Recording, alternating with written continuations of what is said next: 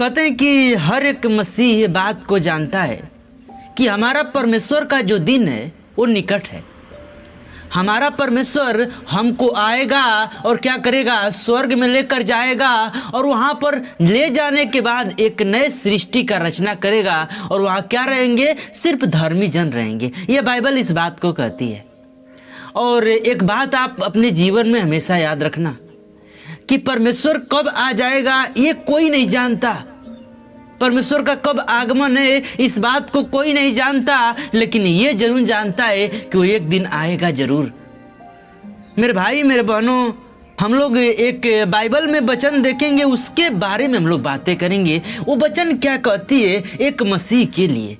आइए हम लोग देखेंगे लूका में 12 अध्याय का 40 पद में साफ साफ लिखा हुआ है। क्या लिखा है कि तुम भी तैयार रहो, क्योंकि जिस घड़ी तुम सोचते भी नहीं उस घड़ी मनुष्य का पुत्र आ जाएगा। आमीन। यानी हमको हमेशा तैयार रहना है, सावधान रहना है। तैयार रहने का मतलब ये है कि हमको वचन से तैयार रहना है, हमको परमेश्वर में बने रहना है। अगर हम परमेश्वर के संगति कर रहे हैं ना तो हम परमेश्वर में बने रहते हैं, परमेश्वर के उपस्थिति में लगे रहते हैं। लेकिन अगर हम परमेश्वर का क्या करें, हम उपस्थिति ही ना करें तो हम परमेश्वर में बने नहीं रह सकते। मेरे भाई मेरे बहनों, इसलिए मैं हर वीडियो में बोलता हूँ कि आप परमेश्वर में चलना नहीं, परमेश्वर में बढ़ना सीखो। कि हम परमेश्वर में कैसे बढ़ सकते हैं। मेरे भाई मेरे बहनों, एक बात अपने जीवन में हमेशा याद रखना कि सिर्फ एक पाप मत करना अपने जीवन में, परमेश्वर आपके करीब होगा और आपको भी स्वर्ग में लेकर जाएगा। वो पाप है लालच। जिस दिन अपने जीवन से लालच को आप निकाल दोगे उस दिन परमेश्वर आपको अपने जीवन में उपस्थित करेगा।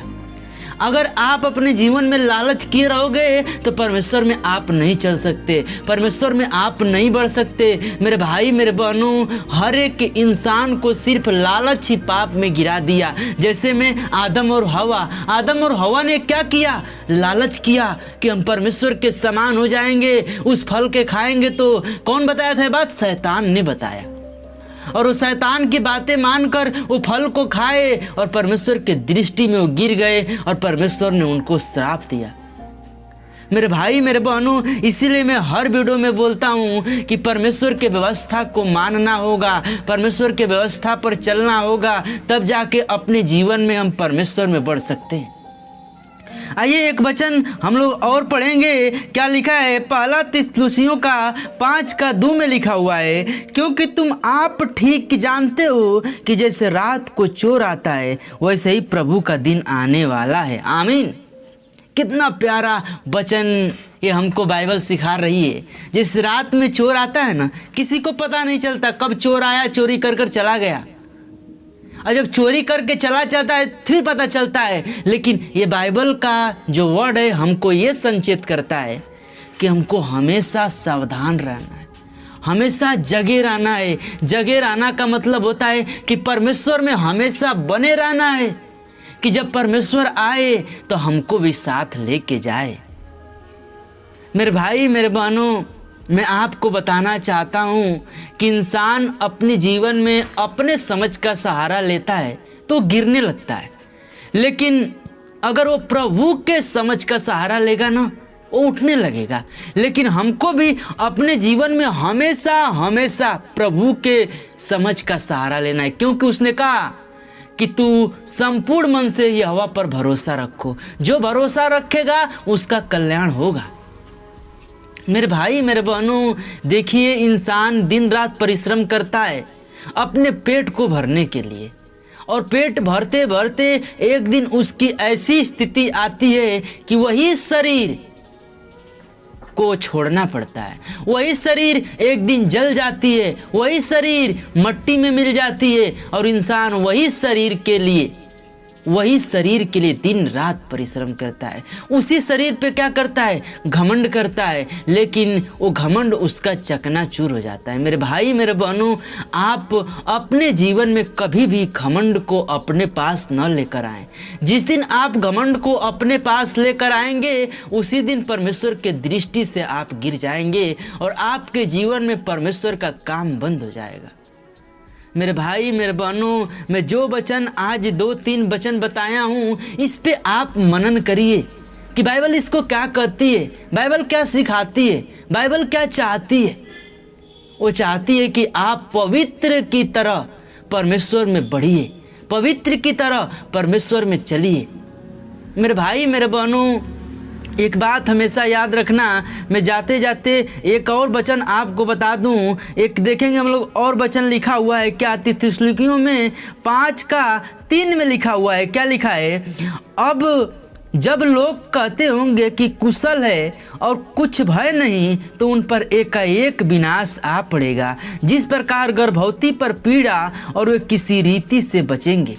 हालेलुया। क्या कह रहा है? लोग किसी को पता भी नहीं चलेगा कि कब परमेश्वर आ गया, और उस समय कहते होंगे कि सब कुशल है, मंगलमय है, लेकिन क्या होगा? परमेश्वर उसी समय आगमन होगा और उनका विनाश हो जाएगा।